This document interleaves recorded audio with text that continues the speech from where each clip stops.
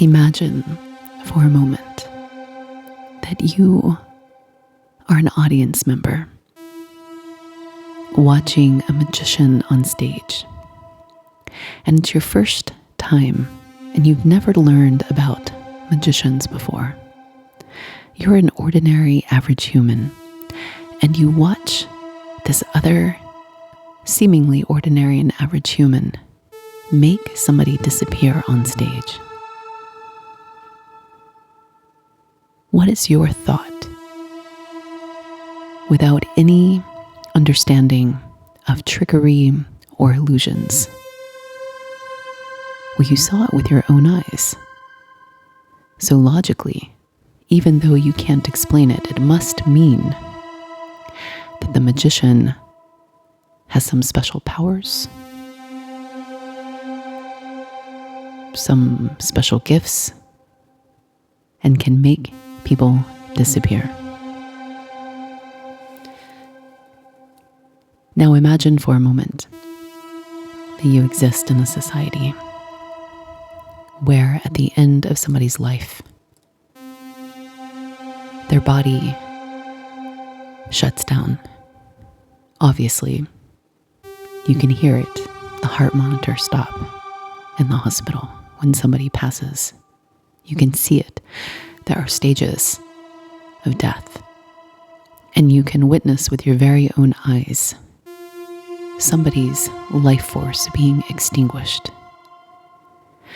And the gravity and the grief and the pain that you have to exist without them pervades your very existence for years to come.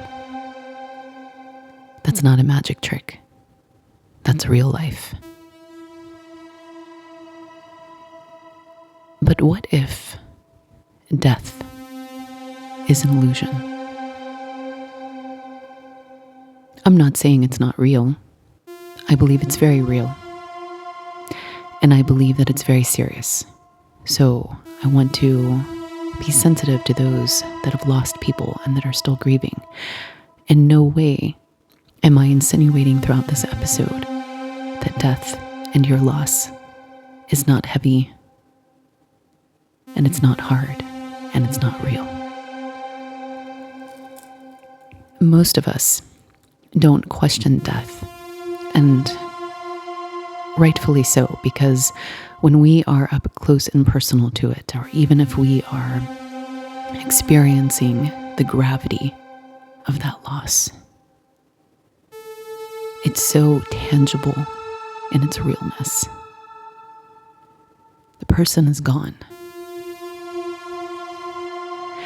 And when we are bombarded with imagery in films and books and movies about there being only one life, when we have experiences with ideologies and religions that tell us that too, not all of them, obviously, but many world religions really highlight this.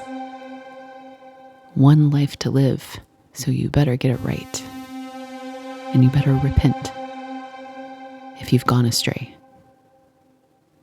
Or else you will be punished and condemned, locked out of the gates of heaven, or sent to some hell-like existence until you learn your lesson, even though your memories are wiped. I mean, that's not illogical. But I already talked about that on a different episode. So, when you are living life and you are bombarded with these images and these narratives that death is the final end, understandably, you would fear it. And when you experience loss firsthand, it reverberates through your being that echoes sometimes throughout the remainder of all of your life. The love that you feel for them, the memories that you have, the wishes and desires that will no longer be fulfilled. And as a result, very few people ask the question, but did you die? Because obviously not. In a life like that, in a world like that, you're either alive or you're dead. So when you've had this miraculous recovery, when you survived this vehicular accident, and somebody on my TikTok just shared their story, which I love, by the way, when people do that. But they were in a head-on collision, pretty much, with a truck driving down the interstate, lost control of the car. And despite their car being completely decimated, their phone even shattered, both they and their husband at the time walked away with just scrapes and bruises. For all of the people who are logical and rational, they would say the safety features clearly were excellent in that vehicle. And I'd like to remind you that if you are trying to awaken to multidimensional living and quantum shifting and quantum jumping, there's always a rational explanation. And it is through the awakening of the mind and expanding the conscious awareness that allows you to start to get a glimpse of an alternative explanation, for you to try it on as a potential truth. Remembering that truth resonates. It has its own frequency and vibration. You don't actually have to try that hard to understand if somebody is telling you something that resonates with you or stirs deep within you. Like the bumper sticker that created the inspiration for this podcast was literally, "But did you die?" ? And I've seen it a couple of times, and each time it reminds me of this woman that I met in Los Angeles many years ago, who created an entire social media persona based on the fact that she died, but was still alive. This was after my own death experience. And I've heard stories, many stories, of others who have had these spontaneous remissions. And actually, before my death experience, I met this gentleman, a work colleague, who told me that he was certain he had died, I think it was like 5 times, and had some medical issues. I'm not going to go into the gory details because they are quite gory, actually. Like major issues. I'll just leave it there. And felt as he described it, the hand of God cradling him. Almost as though he had some unfinished business each time and was sent back into his life. And based on his descriptions of like a surgery wound in his abdomen splitting open and being stranded for a period of time in an uncompromising, horrific way, he should not have survived by any logical, rational explanation. And when you listen to people's stories, like I'm reminded of this doctor who was on a podcast, and before her awakening, she was completely closed to spirituality and things of this sort. And she died in childbirth, but she doesn't say that she died. She classifies it as a near-death experience because that's what we do in societies that don't believe in quantum immortality and believe as death is a binary construct. You're alive or you're dead. You're on or you're off. Yes or no. 0 or 1. And so in worlds like this, we don't have frameworks and the ability to synthesize information that falls outside of that way of thinking. And as a result, it remains this unexplainable miracle the hand of God, divine intervention, angels, whatever it happens to be for you, you'll have a framework of explanation. And there's always going to be something a little bit outside of the framework that you can't really explain when you start delving into some of these unknown territories, off the beaten path. They're known to some mystics and others.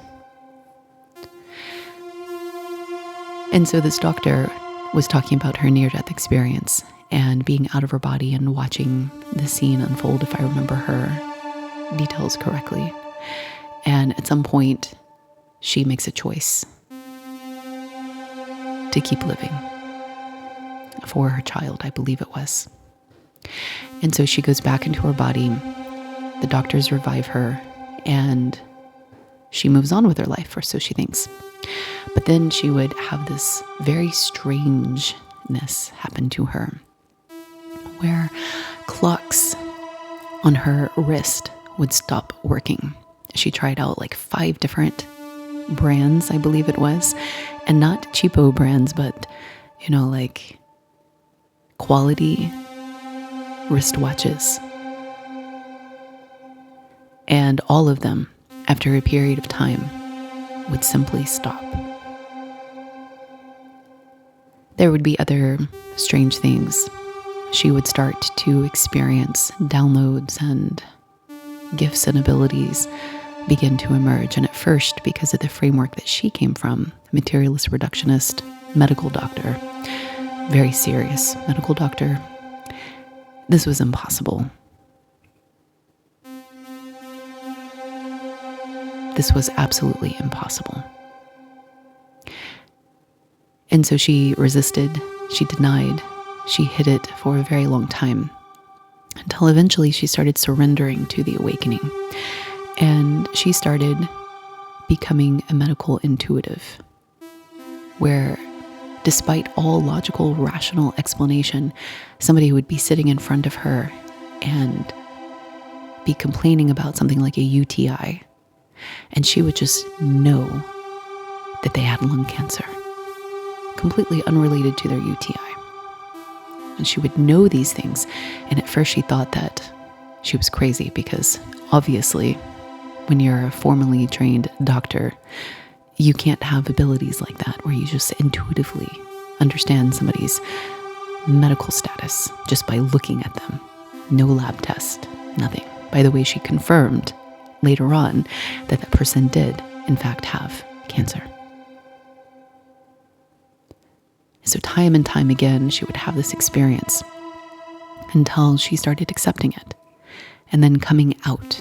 But this has been decades in the making, where a large part of that experience she spent in abject denial and refusal of the journey, of the gifts that were unfolding themselves, because the humiliation of stepping outside of the comfort zone, of the framework that she had experienced success in, that she was known by, the mere exposure of stepping into something that wasn't mainstream was enough to make her curtail her experience and doubt her entire self, until finally she relented.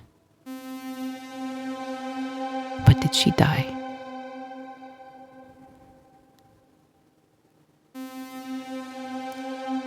I happen to believe that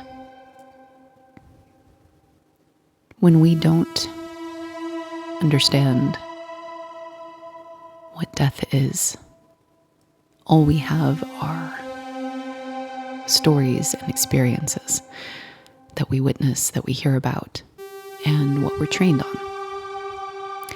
And like many of you, I was trained that when you die, even when you have a near-death experience, you see a tunnel of light, you might see some angels, you might leave your body.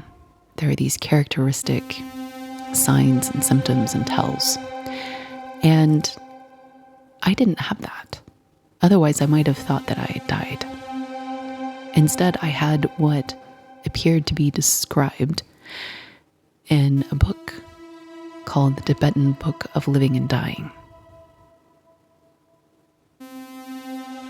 Before I ever read that book, I saw things that were written about that I'd never heard anywhere,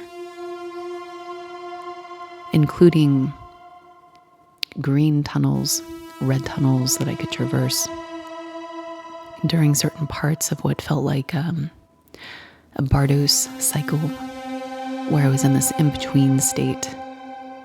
But to my knowledge, you don't reincarnate as the old version of you in Buddhism. You reincarnate as a new being in a new life.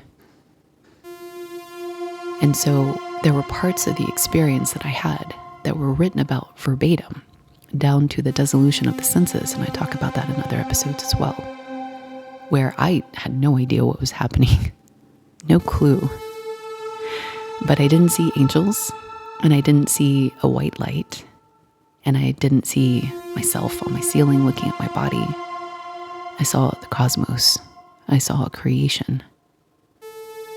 I saw matter in its purest form, vibrating at a macrocosmic scale, arranged in an infinity figure. And I saw myself with the eyes of a creator. And I created a plane of existence in that space, a world. My expectation, my intuition was that there were other creators as well, and that we were collectively creating a world, and that we were all, this is just an intuition, being murdered on the same night, the winter solstice.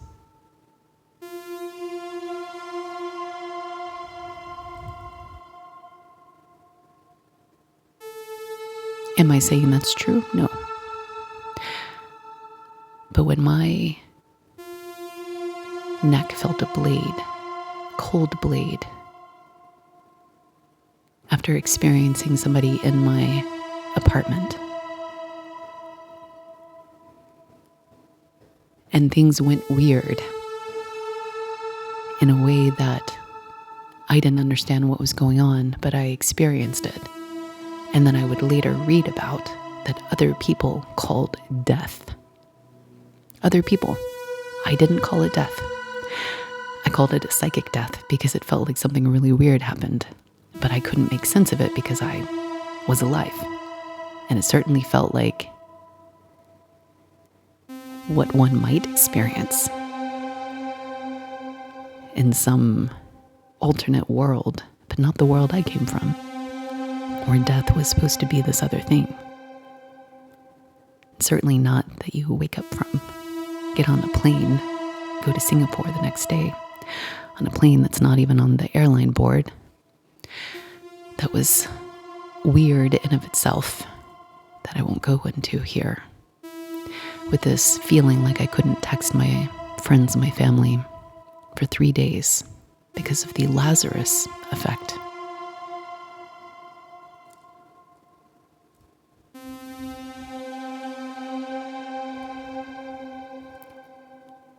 And that I needed to vacate my apartment by 5 p.m. or else there was going to be a timeline collision. I imagine it's sort of like cats giving birth.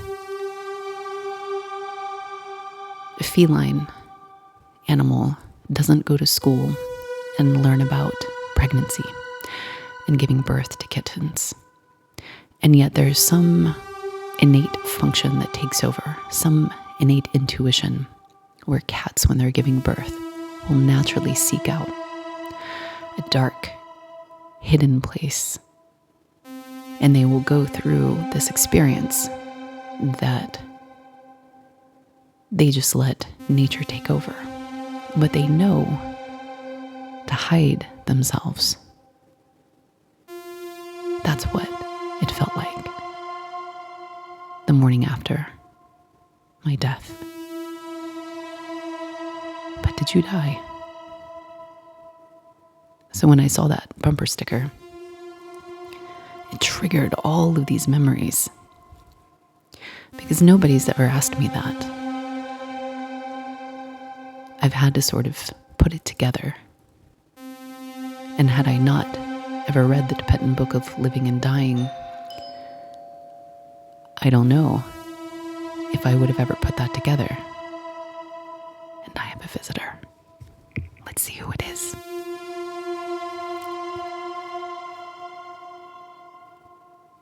It was somebody fixing a fence next door, asking a question. So when you don't have access to a framework, you don't know how to make sense of things that happen outside of the ordinary.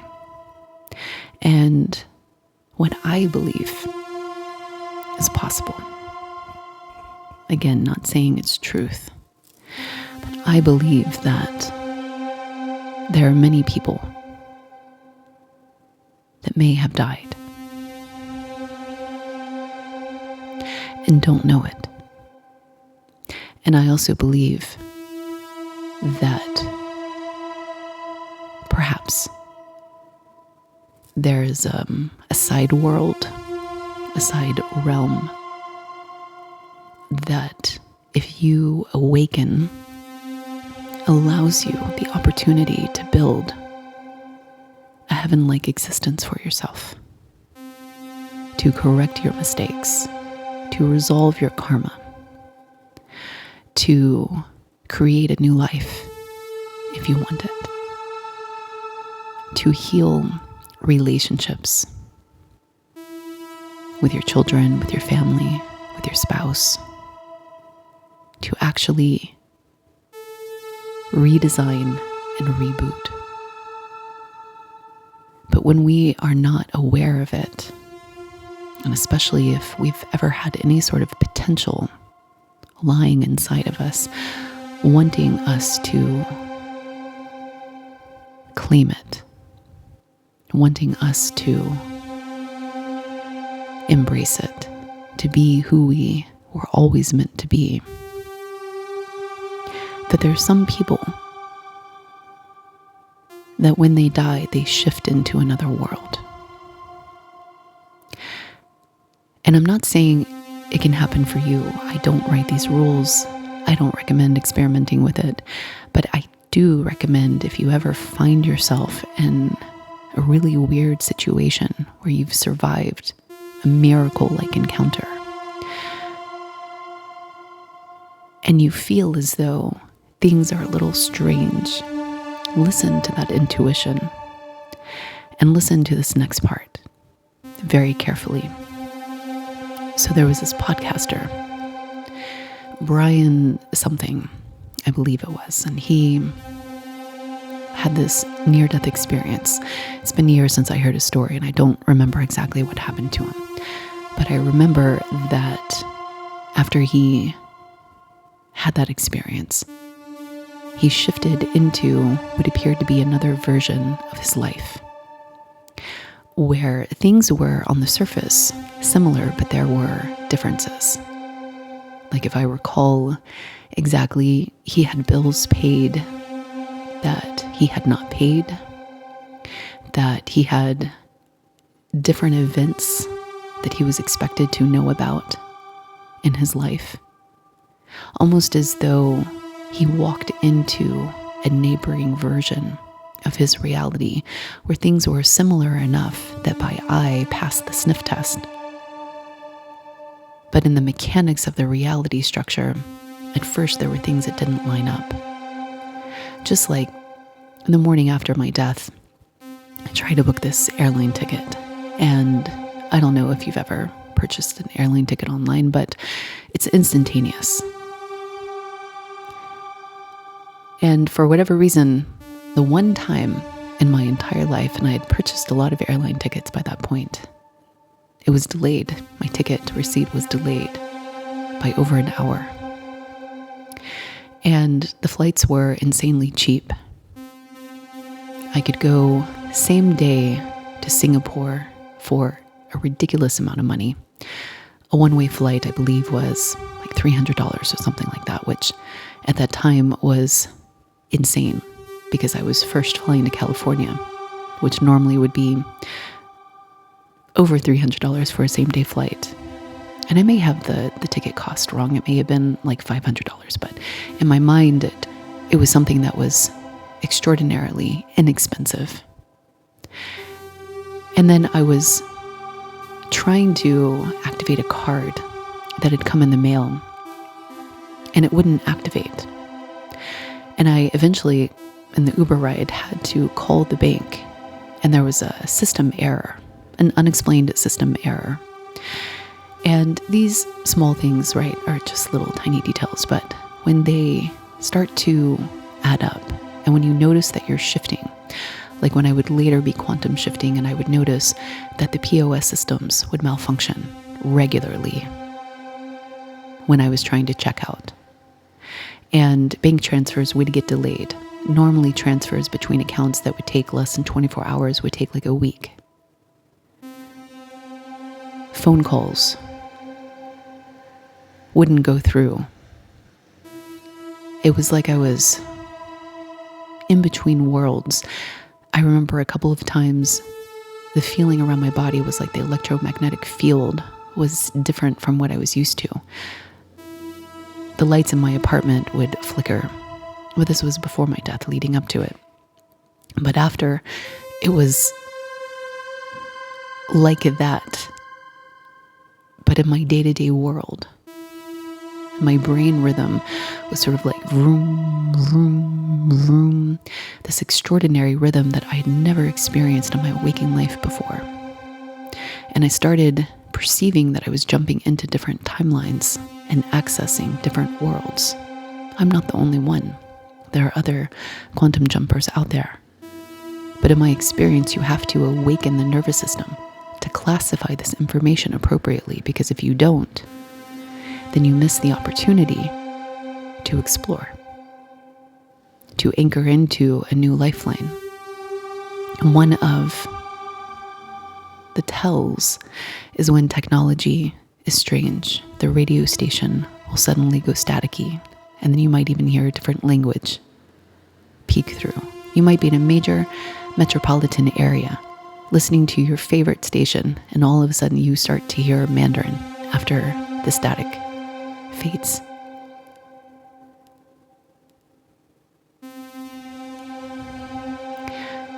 Lots of strange things happen, but when you are in a binary reductionist perspective, an ordinary mind, you try to fit it into your ordinary framework because that's all you know. Until somebody comes along and says, "But did you die?"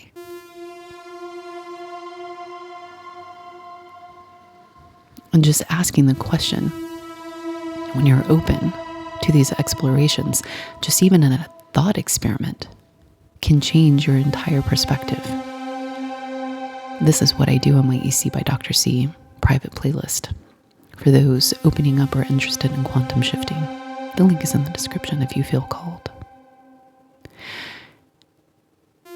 And so when you enter into another version of your life, sometimes what I've observed is that the universe force closes doors behind you. But sometimes you're not so lucky to receive that support. And so if your baseline anchored reality is in a past timeline, what's going to happen is that you have a high propensity for recreating the same over and over and over again. For how long?